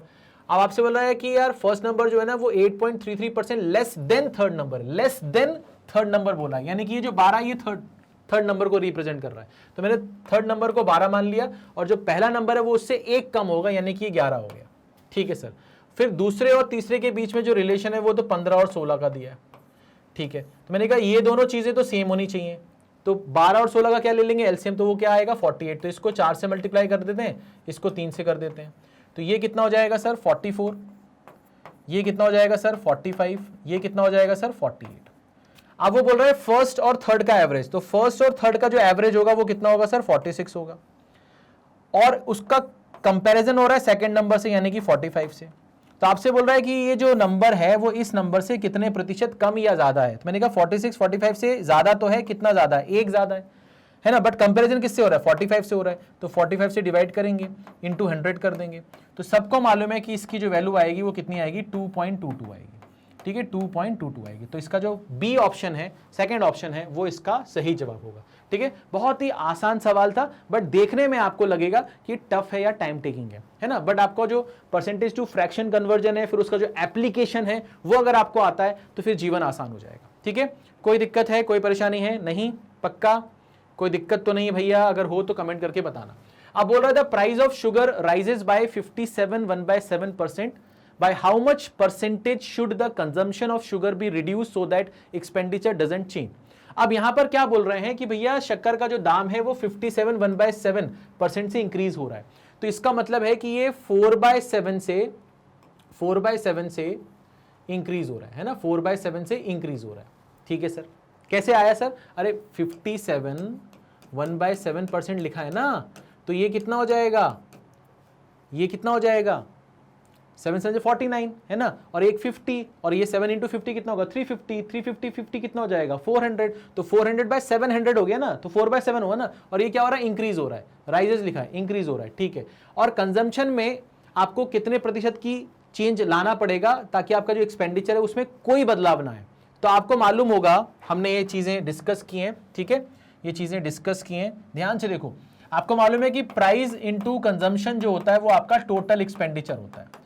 अगर आप अपने टोटल एक्सपेंडिचर को कांस्टेंट रखना चाहते हो और प्राइस आपका इंक्रीज हो रहा है, तो जाहिर सी बात है कि कंजम्पशन को आपको क्या करना पड़ेगा, डिक्रीज करना पड़ेगा। ठीक है ना, तो ये क्या होता है, कैसे होता है, देखो प्राइस जो है ना वो क्या हो रहा है 4/7 से इंक्रीज हो रहा है, यानी कि प्राइस अगर पहले 7 था तो वो 4 से इंक्रीज होकर क्या हो गया 11 हो गया। हाँ सर, समझ में आ गया। अगर ये 7 से 11 हो रहा है और ये जो चीज है यहां पर ये कांस्टेंट रखनी है अपने को, ये अपने को क्या रखनी है, कांस्टेंट रखनी है। तो अगर ये 7 से 11 हो रहा है तो इसको 11 से 7 होना पड़ेगा, तो इसको 11 से क्या होना पड़ेगा 7 होना पड़ेगा। ठीक है सर, 11 से 7 होना पड़ेगा। तो अगर कोई चीज पहले 11 थी और अब वो 7 हो गई तो कितने का चेंज आया, 4 का चेंज आया। कहां से आया, 11 से आया, तो 4/11 इंटू 100 करेंगे। अच्छा 1/11 कितना होता था 9.09, तो 9.09 का 4 गुना, यानी कि ये कितना हो जाएगा 36.36%। तो आपको इतने प्रतिशत की कंजम्पशन में क्या लानी पड़ेगी, कमी लानी पड़ेगी, तब जाके आपका जो कुल खर्च है उस पर कोई भी फर्क नहीं पड़ेगा। बात समझ में आ गई है ना। अगर आप परसेंटेज को बहुत डिटेल में पढ़ना चाहते हो तो परसेंटेज का पूरा जो डिटेल वीडियो है, छोटे छोटे चंक्स में, छोटे छोटे वीडियोस में एक एक कॉन्सेप्ट को बहुत ही अच्छे से, आराम से, प्यार से बताया गया है और बहुत सारे क्वेश्चंस भी हमने करवाए हैं, तो वो भी आप हमारे चैनल पर जाकर देख सकते हो। ठीक है, कोई दिक्कत नहीं होगी आपको, ये चीजें और क्लियर हो जाएंगी, है ना। बट अगर हम क्रैश की बात कर रहे हैं तो हम क्रैश में कोशिश कर रहे हैं कि हम नंबर ऑफ क्वेश्चंस जो है वो ज्यादा करें और अच्छे सवालों की प्रैक्टिस कर लें जो कि रिलेवेंट हो हमारे एग्जामिनेशन के हिसाब से। ठीक है, चलिए कोई दिक्कत तो नहीं है, आगे बढ़ते हैं। तो इस सवाल को थोड़ा सा ध्यान से देखो, इस सवाल को थोड़ा सा ध्यान से देखो। अब सवाल में क्या बोल रहा है भैया, the price of rice falls by 35%, how much extra quantity of rice can be bought with the money that was sufficient to buy 104 kg of rice previously।